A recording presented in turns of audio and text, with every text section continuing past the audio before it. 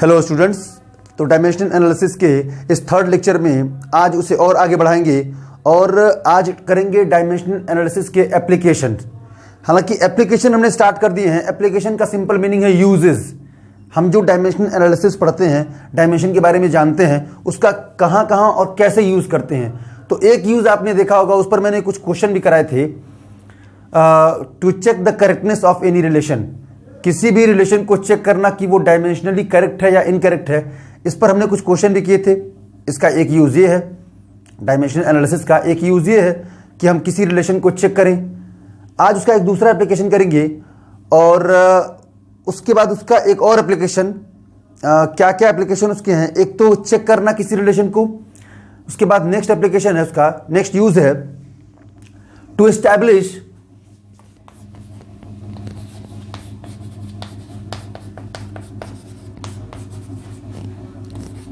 The relationship between, ये relation लिखा हुआ है मैंने, the relationship between various physical quantities.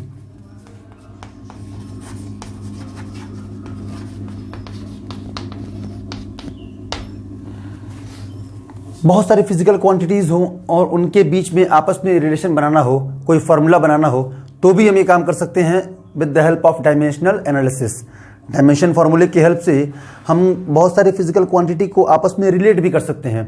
तो चलो आज इसका ये एप्लीकेशन कर लेते हैं, कैसे हम अगर कुछ बातें पता हो अपने को, कुछ डिपेंडेंसी या कुछ इंफॉर्मेशन दी हो। जैसे अगर हमसे कहा जाए कि एक पेंडुलम है और ये पेंडुलम का बॉब,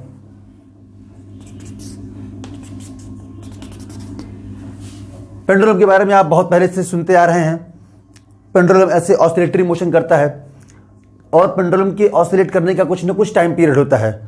अगर हमें दिया जाए कि ये इस पेंडुलम का बॉब है और बॉब का मास m है, इस थ्रेड की लेंथ l है, और यहाँ पे जहाँ पे भी पेंडुलम रखा है जिस जगह पे, वहाँ पे एक्सेलरेशन ड्यू टू ग्रेविटी की वैल्यू g है। और इन तीनों, यही तीन क्वांटिटी है अपने पास। इन तीनों को लेकर के आप डिराइव कीजिए एक formula for the time period of oscillation of simple pendulum. Simple pendulum के ऑसिलेशन के टाइम पीरियड का फार्मूला आप डिराइव कीजिए with the help of these three quantity. ऐसा अपने को दिया रहेगा, सवालों में ऐसे क्वेश्चंस में आया रहेगा कि ये क्वांटिटी दी है, आप डिराइव कीजिए इसका फार्मूला। तो हमसे पूछा जा रहा है, मान लो कि टाइम पीरियड का फार्मूला डिराइव करना है पहली बार। टाइम पीरियड, इन तीनों को आपस में, इन तीनों के साथ टाइम पीरियड को रिलेट करना है। ये टाइम पीरियड लेंथ पर डिपेंड करता है कि नहीं, टाइम पीरियड मास पर डिपेंड करता है कि नहीं, टाइम पीरियड जी पर डिपेंड करता है कि नहीं। अगर करता है तो कितने पावर पर करता है, एल स्क्वायर, एल क्यूब, जी स्क्वायर, जी क्यूब, एम स्क्वायर या एम पे पावर 1, जो भी है, क्या इन तीनों पे डिपेंड करता है? करता है तो कैसे करता है? सो आपस में जो कनेक्शन है वो हम बनाएंगे with the help of dimensional formula, dimensional analysis. इसके लिए सबसे पहले करते क्या है, स्टेप 1, पहला स्टेप। मैं वैसे ही बोल देता हूं स्टेप, तुम याद कर लो स्टेप, उसके बाद मैं केवल अप्लाई करूंगा। पहले स्टेप में क्या करते हैं, हम पावर एज्यूम करते हैं। मतलब जिस सीक्वेंस में हमको दिया हो, मान लो हमको दिया हुआ है मास, लेंथ, जी, ये आपको दिया रहेगा और यही चीज आपको उसी सीक्वेंस में पावर में सेट कर देनी है। जैसे अगर हमको दिया हुआ है कि एक बॉब है, सिंपल पेंडुलम का बॉब जिसका मास m है, मास पहले दिया है, उसके बाद लेंथ दिया है, उसके बाद एक्सेलरेशन ड्यू टू ग्रेविटी। तो देखो मैं कैसे बनाता हूं, पावर कैसे सेट करता हूं। Step number 1, time period of simple pendulum is directly proportional to mass, length, acceleration due to gravity, और इनके ऊपर मैंने पावर दे दिए a, b और c। So first step, to assume power of given quantity, जो quantity हमारे पास है उनके ऊपर आप एज्यूम कीजिए पावर। सेकेंड स्टेप, अच्छा इसको और आगे बढ़ा लो, तो यहां पर put some constant m to the power a, l to the power b and g to the power c के कांस्टेंट है। सेकेंड स्टेप में, स्टेप नंबर 2, सेकेंड स्टेप में अब इन सबके डायमेंशनल फॉर्मूले लिखो। Put the dimensional formula of all the quantities except constant. Constant को छोड़ करके बाकी सब के सब जो भी फिजिकल क्वांटिटीज है, time period, mass, length, acceleration due to gravity, उन सब के डायमेंशन दोनों तरफ लिखेंगे। तो टाइम पीरियड का formula, sorry dimensional formula T, constant के लिए कोई डायमेंशनल फॉर्मूला नहीं, मास पे m, और पावर कितना है a, लेंथ के लिए l, पावर कितना है b, और एक्सेलरेशन के लिए lt माइनस 2, पावर कितना है c। अब इसके बाद के स्टेप में हम बस पावर को इसके ऊपर रख के और दोनों तरफ के पावर को कंपेयर कर लेते हैं। Step number 3, compare the power of both sides. तो पहले इसको सही से लिख देता हूं मैं, सिंप्लीफाई करके, एक ब्रैकेट में m पे पावर a, m एक ही है तीनों में, लेकिन l 2 बार है, l पे पावर b भी है और इस ब्रैकेट में l पे पावर c है, तो एक l लिख के पावर जोड़ देते हैं उसको b प्लस c। t एक ही बार आया है और t पे पावर कितना है -2c, -2 इंटू c, सो -2c।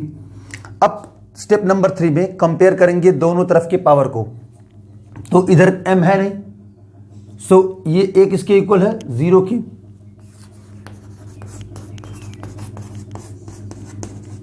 Compare powers. अगले स्टेप में तो हम कंपेयर करेंगे पावर को, तो इधर जब m नहीं है तो a की वैल्यू कितनी है 0, इधर l भी नहीं है तो b प्लस c की वैल्यू कितनी है 0, और इस तरफ t है और t पे पावर 1 है, इस तरफ t है और t पे पावर -2c है, तो ये -2c किसके इक्वल हुआ 1 के, so -2c is equal to 1, so c is equal to -1/2, c की वैल्यू आ गई। अब c की वैल्यू अगर इसमें रख दें तो b -1/2 इक्वल 0, सो b इक्वल 1/2। तो अब a, b और c तीनों की वैल्यू मिल गई, जो तीनों पावर हमने एज्यूम किए थे उन तीनों की वैल्यू मिल गई। a की वैल्यू 0, b की वैल्यू 1/2 और c की वैल्यू -1/2। तो अब इन पावर की वैल्यू अगले स्टेप में पुट कर देंगे। तो अगर पावर की वैल्यू पुट कर दें तो t is equal to k m to the power a, m to the power 0, l to the power 1/2 and g to the power -1/2। किसी पर भी पावर अगर 0 है तो उसका मतलब कितना होता है 1, so m to the power 0 का मतलब हो गया 1, तो t is equal to k l पे पावर 1/2 और ये g पे पावर -1/2 को नीचे ले आएंगे तो हो जाएगा g पे पावर 1/2, और दोनों पे पावर 1/2 है तो यहां से 1/2 हटा करके और इसे ले लेते हैं अंडर रूट में। This is the formula for the time period of simple pendulum. ये पता पड़ गया अपने को कि m पे डिपेंड ही नहीं करता, देखो साफ साफ m अपने आप गायब हो गया। l पे डिपेंड करता है कितने पावर पे 1/2, g पे डिपेंड करता है कितने पावर पे -1/2, -12। सो ये रिलेशन जो t का m, l और g के साथ मिल गया, ये हमने एस्टैब्लिश किया with the help of dimensional formula. Dimension फार्मूले की हेल्प से हमने इन तीनों में रिलेशन बनाया। हाँ, आगे चल करके ये एक्सपेरिमेंटली हम फाइंड करेंगे। कांस्टेंट जो कांस्टेंट ऑफ प्रोपोर्शनलिटी होती है उसको हम डायमेंशनल एनालिसिस की हेल्प से नहीं फाइंड आउट करते, उसकी वैल्यू हम निकालते हैं एक्सपेरिमेंट से। सो एक्सपेरिमेंटली हम जब कैलकुलेट करते हैं, दोनों तरफ इक्वेट करते हैं, एक्सपेरिमेंट करके चेक करते हैं, तो k की वैल्यू आती है 2 पाई। और फिर आगे चल करके आपने सुना होगा वो formula t is equal to 2 pi √L/g। So पूरा का पूरा फार्मूला ये बन जाएगा। तो m पे डिपेंड नहीं कर रहा, l पे डिपेंड कर रहा है, कैसे डिपेंड कर रहा है, कितने पावर पे डिपेंड कर रहा है, g के कितने पावर से डायरेक्टली प्रोपोर्शनल है, इनवर्सली प्रोपोर्शनल है, ये हमने बना लिया एक relation time period of simple pendulum. तो अब इसके आगे अब एक और रिलेशन बनाते हैं और 2-3 क्वेश्चन करा दूंगा मैं ताकि क्लियर हो जाए, और इस बेसिस पर इसी पावर कंपैरिजन, पावर को कंपेयर करना, पावर पुट करना, पावर की वैल्यू निकालना, फिर पावर की वैल्यू पुट करके चेक करना, इस बेसिस पर कुछ अच्छे अच्छे क्वेश्चन भी।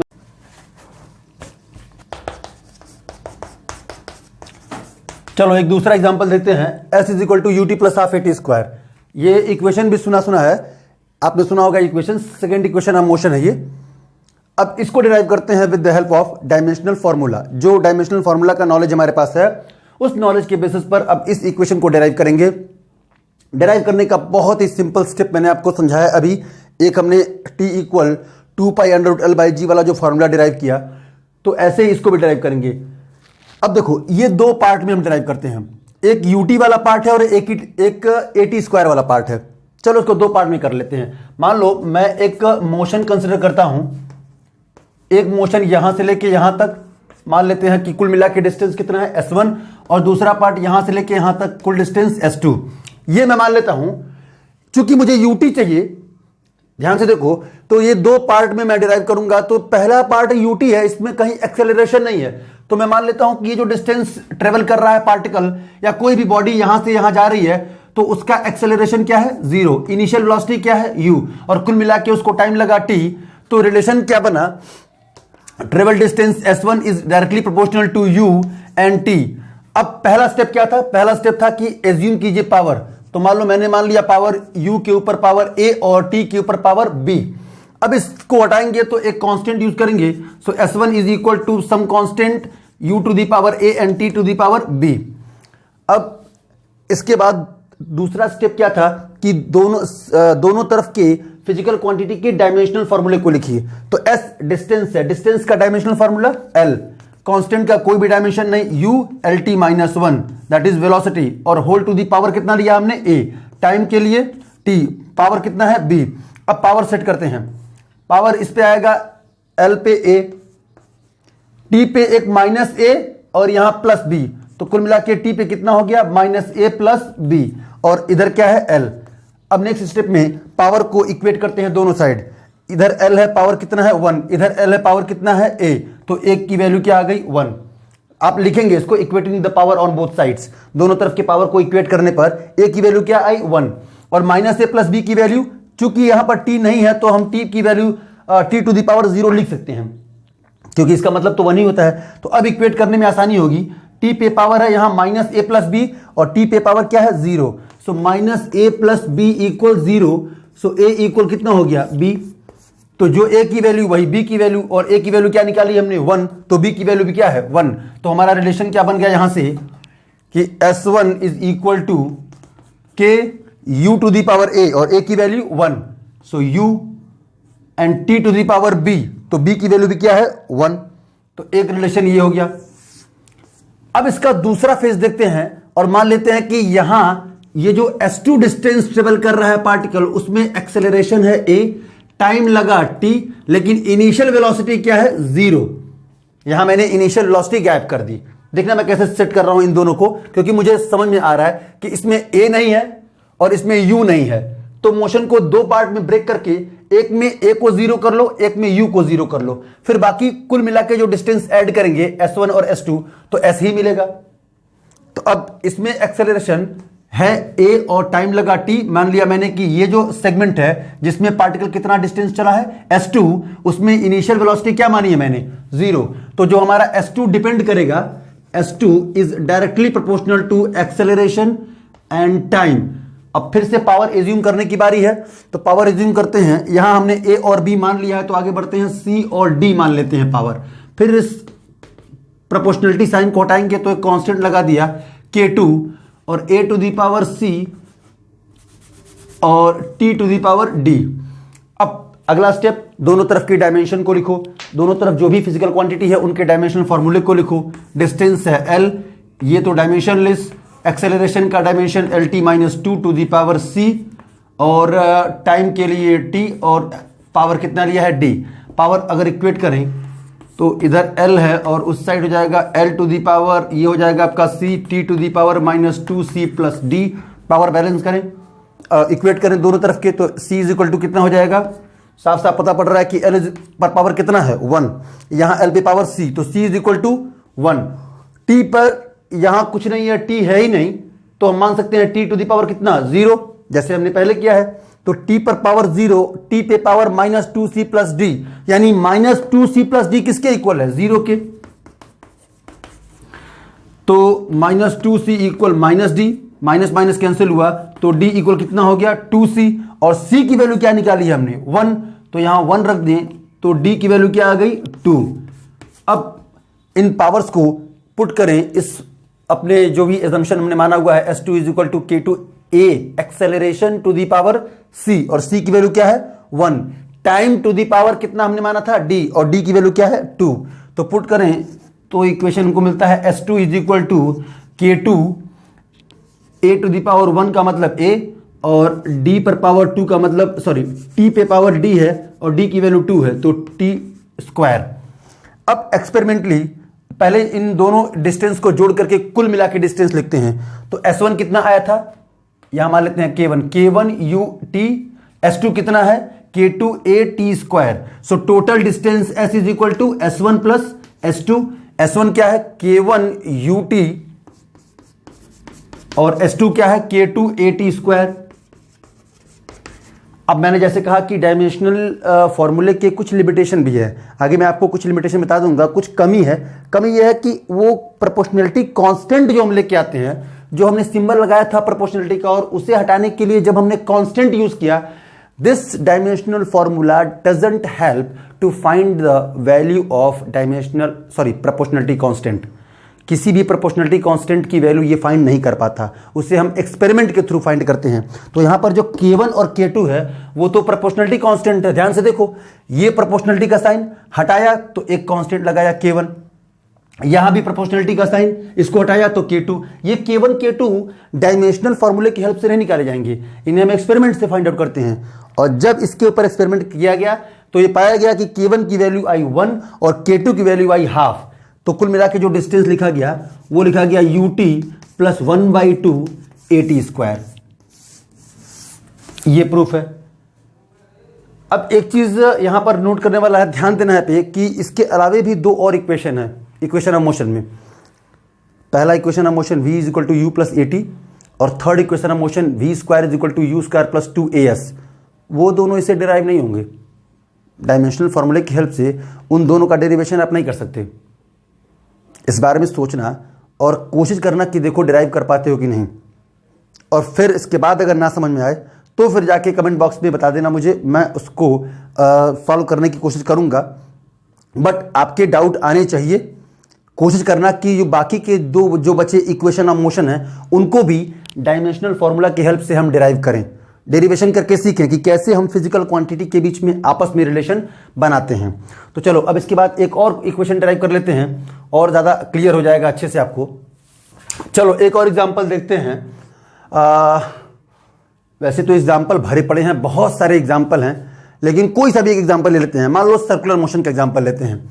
एक बॉडी जिसका मास है m, मान लेते हैं एक पार्टिकल है जिसका मास है m और वो एक सर्कल में मूव कर रहा है जिस सर्कल का रेडियस कितना है r, और किस वेलोसिटी से घूम रहा है तो वो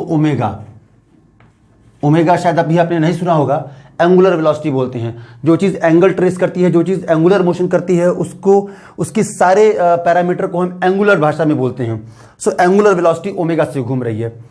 तो अब हमें बताना है कि यहाँ पे जो फोर्स काम करेगा।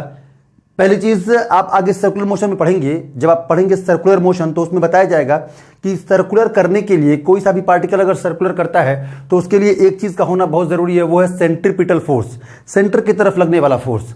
तो अब उसी फोर्स को हमें डिराइव करना है। क्या क्या चीजें हमारे पास गिवन है? Mass of the body particle, radius of the circle, angular velocity of the particle. तो ये तीन चीजें हैं, जिस सीक्वेंस में दिया हो उसी सीक्वेंस में पावर बिठाओ। मान लो मुझे दिया हुआ ऐसे, ए particle of mass m performing circular motion of radius r with the angular velocity omega. तो मुझे पता है पहले m आया, फिर रेडियस, फिर ओमेगा। तो देखो मैं कैसे ड्राइव करूंगा इसको। Force is directly proportional to mass, radius, omega. अब पहला स्टेप, पावर ले लो इसका, a, b और c। इसको हटाओ, एक कांस्टेंट यूज करो, ma r to the power b, omega to the power c।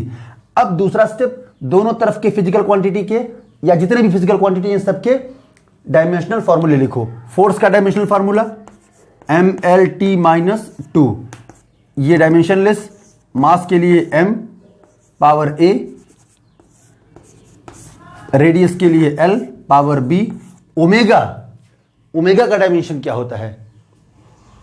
तो ओमेगा का डायमेंशन एक्चुअली फ्रीक्वेंसी के डायमेंशन के इक्वल होता है। ओमेगा का डायमेंशन t-1, क्योंकि ओमेगा की वैल्यू 2π/t से हम लेते हैं। ये पूरा का पूरा एंगल अगर ट्रेस करेगा तो वो कितना एंगल होगा? 2π। और कितने टाइम में? t टाइम में। भाई एंगुलर वेलोसिटी को कैसे डिफाइन करते हो? टोटल डिस्टेंस या displacement upon time, displacement upon time, और अगर स्पीड है तो टोटल डिस्टेंस अपॉन टाइम। अब मुझे एंगुलर की भाषा में बात करना है तो एंगुलर जो डिस्टेंस है या डिस्प्लेसमेंट है वो चेक करना होगा। तो कुल मिला के अगर टी टाइम में टोटल डिस्टेंस ट्रेवल करता है तो कितना ये ट्रेवल करेगा पूरा एक चक्कर लगाने में, 2 pi. So distance upon time. अब इसका तो कोई डायमेंशन नहीं है, केवल टाइम का ही डायमेंशन है, तो टी है, और वो ऊपर जाएगा तो टी माइनस 1, तो इसका डायमेंशन हो जाएगा टी माइनस 1 और होल टू दी पावर क्या है, सी। अब एक साथ सबको लिखते हैं एक ब्रैकेट में, तो ये लिखा जाएगा m एक ही बार आया है और पावर कितना है a, l भी एक ही बार है, पावर कितना है b, और t भी एक बार है तो पावर कितना है c, तो माइनस c। अब इस तरफ mlt माइनस 2 फोर्स का डायमेंशन लिख दिया। अब दोनों तरफ के डायमेंशंस के जो पावर हैं, m पे पावर क्या है 1, l पे पावर क्या है 1, t पे पावर क्या है माइनस 2, इधर m पे पावर क्या है a, l पे पावर b, t पे पावर माइनस c। अब पावर को इक्वेट करते हैं तो a की जगह पे क्या है यहाँ पे 1, सो a की वैल्यू 1, b की जगह पे l यहाँ b और l पे पावर 1, तो b की वैल्यू 1, c की वैल्यू क्या है, तो माइनस c इक्वल माइनस 2 है, तो c की वैल्यू क्या है 2। अब पावर पुट कर दें इसमें, जो आपने कांस्टेंट के साथ लिया हुआ है, तो पावर पुट कर देंगे तो f is equal to some constant m पे पावर a और a की वैल्यू 1, l पे r पे पावर b, तो r पे क्या है b की वैल्यू 1, और ओमेगा पे पावर c, तो ओमेगा c की वैल्यू क्या आई है 2, so omega square. This is the expression for centripetal force. ऐसे कोई सा भी रिलेशन, कुछ भी, मतलब कोई सा भी रिलेशन बनाना हो फिजिकल क्वांटिटी के बीच में, तो हम डायमेंशनल फॉर्मूले का हेल्प करके लेके और इजीली उसको डिराइव कर सकते हैं। कोई भी रिलेशन डिराइव हो सकता है, लेकिन डिराइव करते समय बस इस चीज का ख्याल रखना कि भाई अगर हमको दिया हुआ है पहले रेडियस, फिर मास, फिर ओमेगा, तो जिस सीक्वेंस में दिया है उसी सीक्वेंस में पावर को सेट कर दो। फिर दोनों तरफ के जो फिजिकल क्वांटिटी है, मास, रेडियस, ओमेगा, फोर्स, सबके डायमेंशनल फॉर्मूले लिख दो और पावर के साथ, फिर पावर को इक्वेट कर दो और लास्ट में पावर की वैल्यू कैलकुलेट करके यहां पे पावर की वैल्यू पुट कर दो। अपने आप रिलेशन मिल जाएगा, जो भी रिलेशन होगा आपका। अब इसके बाद डायमेंशनल एनालिसिस का है, इसी यूज पर कुछ और अच्छे क्वेश्चन कर लेते हैं। जैसे हमारे पास जो फंडामेंटल क्वांटिटीज हैं वो m है, l है, t है, इसी के ही टर्म में हम डेराइव्ड क्वांटिटी को रिप्रेजेंट कर रहे थे। लेकिन अगर मैं कहूं कि इसे छोड़ करके बाकी किसी और को अगर मैं फंडामेंटल बना दूं और फंडामेंटल को उसके टर्म में रिप्रेजेंट करूं, तो ऐसे सवाल बहुत ज़्यादा आते हैं। कई बार ऐसे सवाल पूछे हुए हैं, एक दो क्वेश्चन कर लेते हैं, आपको क्लियर हो जाएगा उसको भी कि कैसे हम दूसरे क्वांटिटी को फंडामेंटल मान करके और फंडामेंटल को उसके टर्म में रिप्रेजेंट करेंगे। तो मान लो ये एक क्वेश्चन दिया हुआ है, if c, g and P are chosen as fundamental. मैंने अपने मन से मान लिया कि velocity of light, acceleration due to gravity और प्रेशर, ये तीन को मैंने मान लिया फंडामेंटल। तो मास और यूनिवर्सल ग्रेविटेशनल कांस्टेंट का डायमेंशन आपको निकालना है।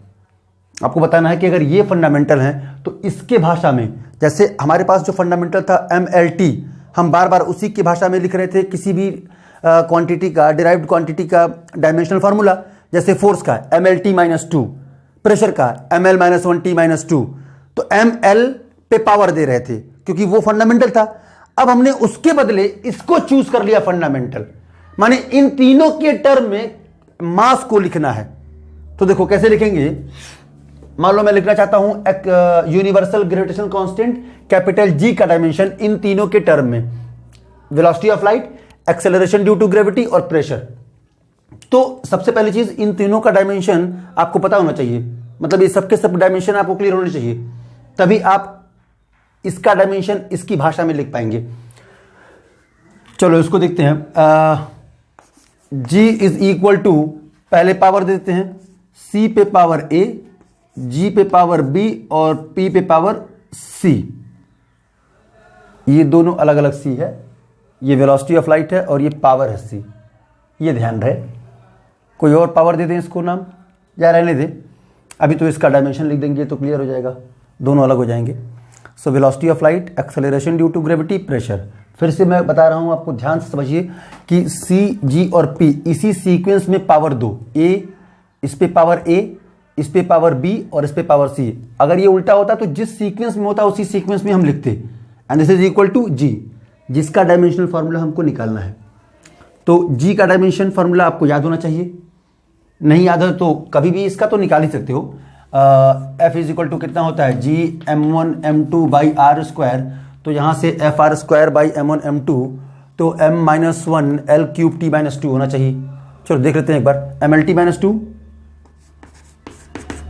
Into L2 this is equal to, यहाँ पे हो गया आपका m पे पावर 2 क्योंकि m इंटू m नीचे आएगा और यहाँ बच गया g।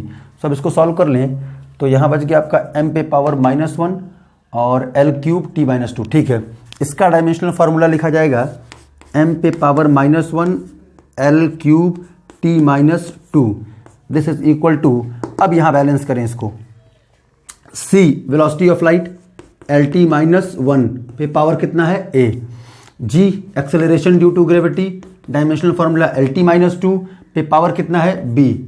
ऐसे ही pressure ml-1 T-2 ml-1 T-2 पे पावर क्या है c। अब पावर को अंदर में मल्टीप्लाई करें और सबके सब पावर ऐड और सब्ट्रैक्ट जो भी हो रहा है वो कर लें एक तरफ। तो सबसे पहले m ढूंढो, इधर 1 है, इसमें m नहीं है तो m पे पावर क्या है c। तो पहले मैं लिखता हूं m पे पावर c। अब इसके बाद l, यहां l लिखो, पहले देखो इस पे पावर a है तो a लिख लो, यहां पावर b है तो प्लस b, और यहां पे पावर -c है तो a plus b minus c। अब इसके बाद लास्ट में बच गया आपका t, तो t पे पावर पहले -a है, फिर -2b है और लास्ट वाले में -2c है। ये पूरा हुआ। इस तरफ m-1 L³ T-2। अब पावर्स को बैलेंस करें तो m पे पावर c है और c की वैल्यू क्या हो गई -1, डायरेक्टली निकल आया, c की वैल्यू क्या आ गई -1। ये एक। दूसरा a plus b minus c, और यहां पे l का पावर कितना है 3, तो a plus b minus c equal कितना हो गया 3। ऐसे ही -a -2b -2c, ये t के पावर्स हैं, तो यहां पर t का पावर कितना है -2, तो ये पूरा का पूरा किसके इक्वल हुआ -2 के। तो -a -2b -2c equal -2, minus हर तरफ से कॉमन ले लो, इधर से भी पूरा माइनस कॉमन ले लोगे तो हो जाएगा आपका a plus 2b plus 2c equal 2। ये एक इक्वेशन, ये एक इक्वेशन। अब अगर c की वैल्यू यहाँ पे मैं 1 रख दूं और यहाँ पे भी c की वैल्यू -1, यहाँ पे भी c की वैल्यू -1 रख दूं, तो ये दोनों इक्वेशन a और b के टर्म में मिल जाएंगे। चलो इसको मैं पूरा सॉल्व करा ही देता हूं। यहां देखो, इसमें अगर c की वैल्यू -1 रखोगे तो माइनस यहां पहले से है, तो ये हो जाएगा a plus b plus 1 equal 3, a plus b plus 1 equal 3। तो यहीं पे मैं मिटा के इसको करता हूं, ये +1 उधर जाएगा तो 3 में से माइनस होगा तो इधर बच जाएगा आपका 2। चाहो तो इसे सॉल्व भी कर सकते हो खुद अगर इक्वेशन बन गया तो। फिर इसमें इस वाले इक्वेशन में अगर c के बदले डाल दो -1 तो यहाँ -2 होगा और वो उधर जाएगा तो +2 हो जाएगा तो 4 बन जाएगा।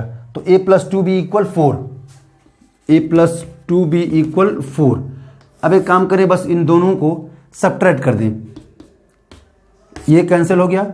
-2b प्लस 1 का मतलब -b इक्वल -4 प्लस 2 का मतलब -2, माइनस माइनस दोनों तरफ से कैंसिल, तो b के बदले क्या लिख देंगे आप, b की वैल्यू आ गई 2। अब b की वैल्यू 2 आ गई तो इस इक्वेशन में किसी भी इक्वेशन में, इस इक्वेशन में a plus b minus c equal 3 में c की वैल्यू -1, b की वैल्यू 2 रख दो, a की वैल्यू निकल जाएगी। सो a plus 2 minus minus plus 1 equal 3। So a की वैल्यू क्या आ गई 0। a प्लस 3 इक्वल 3 का मतलब a is equal to 0। So a b c की वैल्यू मिल गई।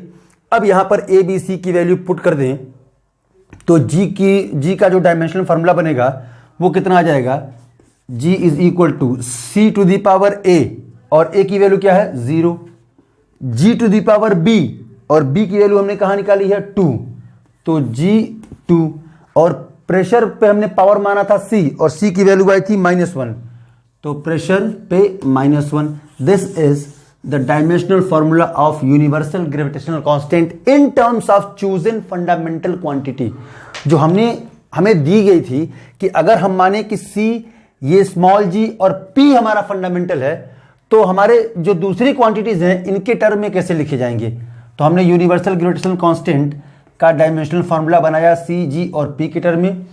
अब इसके बाद मास का आप ऐसे ही कैलकुलेट कर सकते हैं। प्रैक्टिस के लिए और भी क्वेश्चन इसके ऊपर कर सकते हैं। हम इस पूरे का और प्रीवियस ईयर में पूछे गए क्वेश्चंस का एक पूरा अलग से वीडियो बनाएंगे। ज़्यादा न्यूमेरिकल सॉल्व नहीं करते, बस मुझे ये समझाना था कि और कौन कौन से इसके यूजेस हो सकते हैं। एक लास्ट इसका एप्लीकेशन और है कि एक सिस्टम से दूसरे सिस्टम में कन्वर्जन। हालांकि ये कन्वर्जन तो हम बहुत बार करके सीख लेंगे, लेकिन यहाँ चूंकि हम पढ़ रहे हैं डायमेंशनल एनालिसिस, तो मैं आपको थोड़ा समझा देता हूँ कि कैसे इसका एक और एप्लीकेशन काम करता है, कैसे हम एक सिस्टम को दूसरे सिस्टम में, सिस्टम ऑफ यूनिट में कन्वर्ट करते हैं with the help of dimensional formula. चलो तो उसका नेक्स्ट एप्लीकेशन करते हैं। नेक्स्ट क्या है, लास्ट है कन्वर्जन। अब डायमेंशनल एनालिसिस लगभग थ्योरेटिकली पूरा हुआ और मैंने हर एप्लीकेशन के ऊपर एक दो न्यूमेरिकल करा ही दिए हैं। आप चाहें तो और भी न्यूमेरिकल कर सकते हैं, लेकिन न्यूमेरिकल का पूरा एक सेक्शन में प्रीवियस ईयर में आए हुए कुछ अच्छे क्वेश्चंस का एक अलग से वीडियो बनाएंगे, ताकि उसमें कोई डिस्टर्बेंस ना हो, हम केवल सवाल उसमें सॉल्व करें। बाकी हम केवल यहाँ पर एप्लीकेशन पर एक बार देख लेते हैं। तो उसका एक और यूज है डायमेंशनल एनालिसिस का कि एक सिस्टम से हम दूसरे सिस्टम ऑफ यूनिट में कन्वर्जन भी कर सकते हैं। जैसे जब हम डायमेंशन पढ़ रहे थे और उसमें हम फिजिकल क्वांटिटी को रिप्रेजेंट कर रहे थे, तो हमने इस पर बात की थी कि एक ही फिजिकल क्वांटिटी को हम कई अलग अलग सिस्टम ऑफ यूनिट में रिप्रेजेंट कर सकते हैं। मतलब कोई चेंज नहीं होता उसका, वो फिजिकल क्वांटिटी वही रहती है, बस जैसे ही हम नंबर चेंज करेंगे यूनिट चेंज हो जाएगी। जैसे हम अगर सेंटीमीटर में बोलें तो 100 बोलेंगे, मीटर में बोलें तो 1 बोलेंगे। दोनों लगभग एक ही हैं। लगभग क्या मतलब, दोनों एग्जैक्टली एक ही हैं, क्वांटिटी में कोई चेंज नहीं। तो हमने इसको बनाया था ऐसे कि N1 U1 is equal to N2 U2। अब मान लो से फॉर एग्जाम्पल एक सिस्टम है आपका MKS, और MKS में आपने 10 न्यूटन इतना फोर्स है। न्यूटन का मतलब कितना, MKS में लिखेंगे तो kg मीटर पर सेकेंड स्क्वायर। इस MKS में से इसको इस सिस्टम से आप CGS में कन्वर्जन कर दीजिए, तो इसकी वैल्यू चेंज होगी। अब कितनी चेंज होगी ये निकालना पड़ेगा। यही काम करता है हमारा ये डायमेंशनल एनालिसिस का फॉर्मूला। पूरा का पूरा है वो MLT लिख करके और हम कन्वर्ट करते हैं। तो एक मैं करके दिखा देता हूँ, बहुत ही सिंपल है, इसमें कोई ज़्यादा दिक्कत नहीं होनी चाहिए। N1 U1 equal N2 U2। N1 पता है आपको, तो N1 लिख लीजिए 10, और इसका डायमेंशन फोर्स का डायमेंशन हो जाएगा आपका MLT-2। उधर आपको निकालना है N2 और फिर से फोर्स का डायमेंशन MLT-2। लेकिन अब डायमेंशन में अलग अलग सिस्टम है, इसीलिए यहाँ पे इन दोनों को अलग अलग नाम दे देते हैं। जैसे ये आपका MKS में है, और जब आपने इसको चेंज किया तो अपने आप ये दूसरे किसी सिस्टम में हो गया। मान लेते हैं कि हमको कन्वर्जन करना है CGS में। CGS का मतलब ये लेंथ किस में मेजर होगी, सेंटीमीटर में, मास किस में मेजर होगा, ग्राम में, और टाइम तो सेकंड में ही होगा। तो यहां से अगर N2 लिखना चाहूं मैं, केवल N2, तो ये पूरा टर्म नीचे आएगा, तो मास के नीचे मास लिखें, लेंथ के नीचे लेंथ लिखें, और टाइम के नीचे टाइम लिखें। So N2 is equal to 10 M1 by M2 L1 by L2 and T1 by T2 whole to the power -2। अब वैल्यूज पुट कर दें। किस में कन्वर्ट करना चाहते हैं, CGS में। ये किलोग्राम में है, पहले मैं पूरा लिख देता हूं, ये किलोग्राम, और ये M2 वाला किस में चाहते हैं आप, ग्राम में। लेंथ मीटर में है, किस में चाहते हैं, सेंटीमीटर में, और ये तो दोनों सेकेंड ही है, पावर -2। अब 1 kg में जितने ग्राम होते हैं वो लिख दो, 1 मीटर में जितने सेंटीमीटर हैं वो लिख दो। सेकेंड तो वैसे ही खत्म हो गया, क्योंकि सेकेंड दोनों में ही कॉमन होगा। तो ये कितना हो जाएगा आपका 10,000, मतलब 10 to the power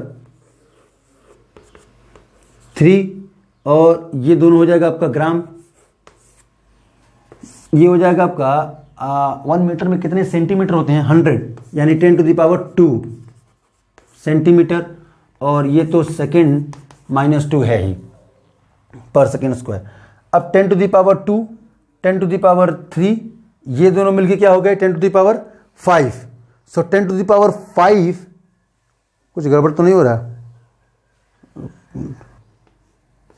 10⁻³ gram, 10⁻² centimetre and पर सेकेंड स्क्वायर। तो 10⁻³ और 2 5 और 10⁻⁶, सो 10 kg मीटर पर सेकेंड स्क्वायर। ये चेंज हो गया ग्राम सेंटीमीटर पर सेकेंड स्क्वायर में, तो अपने आप से ये चेंज हो गया, ये नंबर चेंज हो गया, क्योंकि आप जैसे ही नंबर चेंज करेंगे यूनिट चेंज हो जाएगा, या यूनिट चेंज करेंगे तो नंबर चेंज हो जाएगा, और क्वांटिटी वही रहेगी। क्वांटिटी अभी भी फोर्स है, जो हमने फोर्स यहाँ पर 10 न्यूटन लिखा था और न्यूटन को पूरा किलोग्राम मीटर पर सेकेंड स्क्वायर में, तो वो फोर्स चेंज नहीं हुआ, फोर्स वही है quantity, but system of unit को एक सिस्टम से आपने दूसरे सिस्टम में कन्वर्ट कर लिया डायमेंशनल फॉर्मूले की हेल्प लेकर के। सो 10⁶ यहां हो गया आपका 10⁶, और ये हो गया आपका ग्राम सेंटीमीटर पर सेकेंड स्क्वायर, और इसको इन शॉर्ट बोलते हैं dyne. So 10 newton is equal to 10⁶ dyne. तो 1 न्यूटन कितने डाइन के इक्वल होगा? 10⁵ डाइन के इक्वल हो गया। माने ये आपका MKS और ये CGS। तो आपने दोनों में देख लिया कि MKS और का कन्वर्जन CGS में, MKS मतलब SI सिस्टम ही है, मीटर किलोग्राम सेकंड को आपने सेंटीमीटर ग्राम सेकंड में, ऐसे ही चाहो तो FPS में भी कन्वर्जन कर सकते हो। हाँ, लेकिन ये पता होना चाहिए कि कितने फुट में कितने मीटर होते हैं, कितने पाउंड में कितने किलोग्राम या ग्राम होते हैं, ये पता होना चाहिए, तभी ये कन्वर्जन कर पाएंगे आप। अदरवाइज इतना आसान नहीं होगा ये कन्वर्जन करना। सो हम सिर्फ ये समझना चाहते हैं कि क्या डायमेंशनल फार्मूले की हेल्प से हम ये काम कर सकते हैं कि एक सिस्टम ऑफ यूनिट को दूसरे सिस्टम ऑफ यूनिट में कन्वर्ट कर सकते हैं। तो एक और एप्लीकेशन ये रहा, एक और एग्जांपल इसका देख लेते हैं, और उसके बाद लिमिटेशन बस लास्ट रह जाएगा। कल कन्वर्जन पे देख लेते हैं ताकि कन्वर्जन अपने को थोड़ा सा क्लियर हो जाए। मान लो 36 यूनिट एनर्जी है, और किस सिस्टम में है? तो मीटर, किलोग्राम और मिनट मान लेते हैं। मीटर, किलोग्राम, मिनट में इस सिस्टम में ये एनर्जी है 36 यूनिट। अब मुझे इसको CGS में कन्वर्ट करना है, सेंटीमीटर, ग्राम और सेकंड में। तो फिर से उस फॉर्मूले की हेल्प लेंगे, डायमेंशन वही फंडामेंटल का लिखेंगे और वैल्यूज पुट करके कन्वर्ट कर लेंगे, एक सिस्टम से दूसरे सिस्टम में कन्वर्ट कर लेंगे। तो कैसे करते हैं ये फिर से देखो।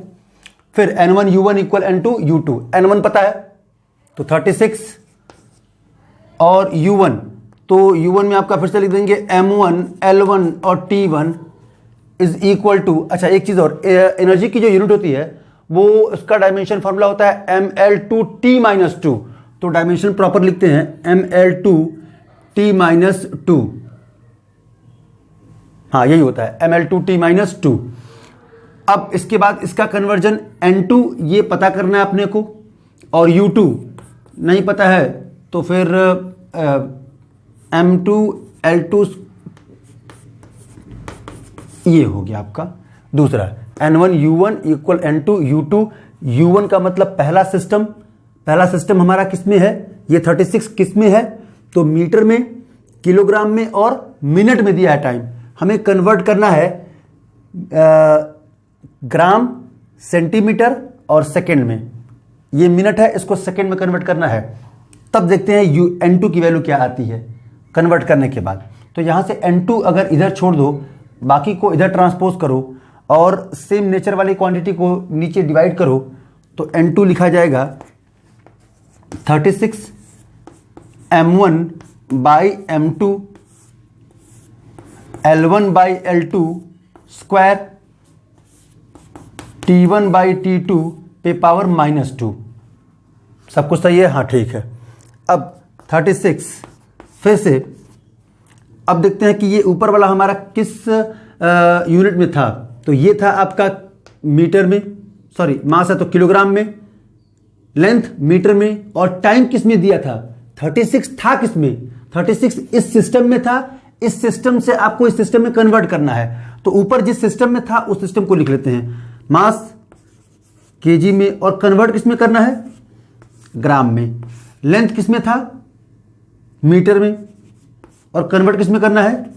सेंटीमीटर में पावर -2, सॉरी पावर +2 है, और टाइम किस में था हमारा, मिनट में, और किस में कन्वर्ट करना है, सेकेंड में।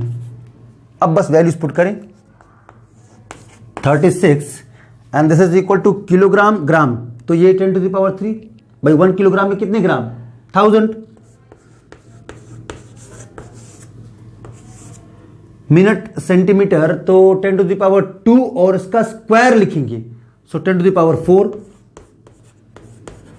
सेंटीमीटर स्क्वायर, और यहां लिखा जाएगा आपका मिनट सेकेंड 60, 1 भाई 1 मिनट में कितने सेकेंड, तो 60 सेकेंड, और डिवाइडेड बाय सेकेंड, ऊपर पावर -2 है तो उसको उल्टा कर दें, तो 1/60 × 60 3600।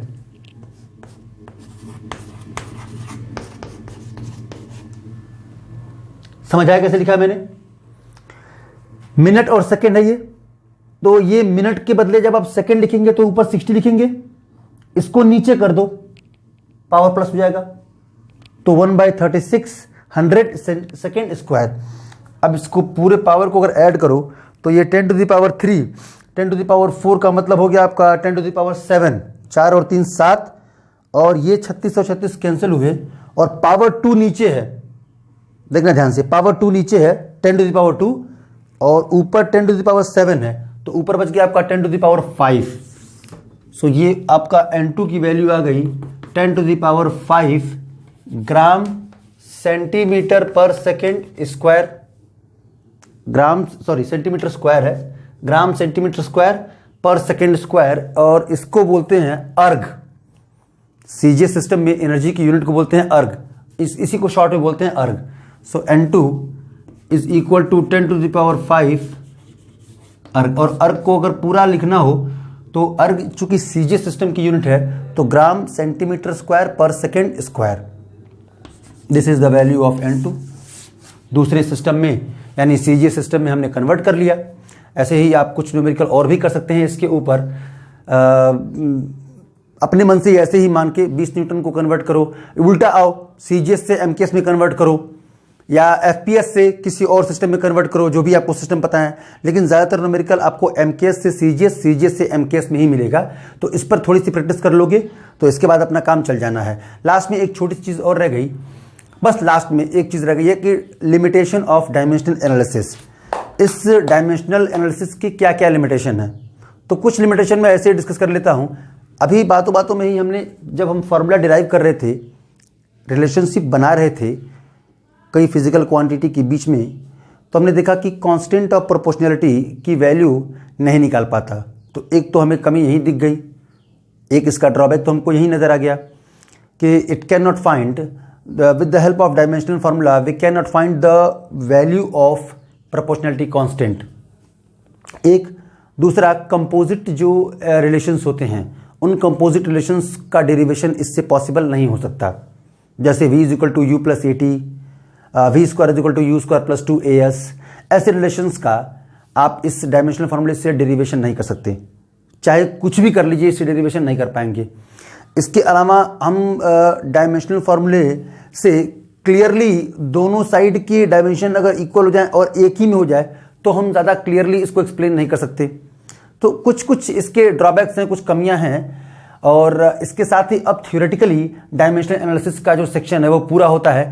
बस प्रैक्टिस के लिए पीछे पूछे गए कुछ जो कंपटीशन के क्वेश्चंस हैं, जैसे आईआईटी में आए हुए क्वेश्चंस, एआईपीएमटी में आए हुए क्वेश्चंस, जो यूनिट मेजरमेंट के इस सेक्शन डायमेंशनल एनालिसिस के ऊपर बेस्ड हैं, वो हम अलग से वीडियो बना करके उसमें सॉल्व करेंगे ताकि ये ज़्यादा लंबा ना खींचे। सो थ्योरेटिकली आप 3-4 पॉइंट लिख लेंगे डायमेंशनल एनालिसिस के लिमिटेशन, वो बुक में आपके मेंशन होगा, आसानी से समझ में आ भी जाएगा।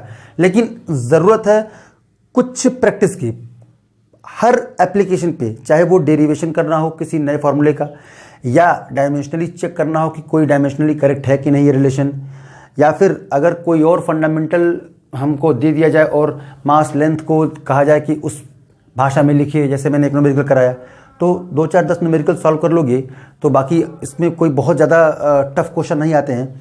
अब इसके बाद मेजरमेंट सेक्शन से जो टफ क्वेश्चन बनते हैं वो वर्नियर कैलिपर्स, स्क्रू गेज और एरर सेक्शन से बनते हैं, एरर निकलवाया जाता है। तो वो अब अगले वीडियो में बात करेंगे।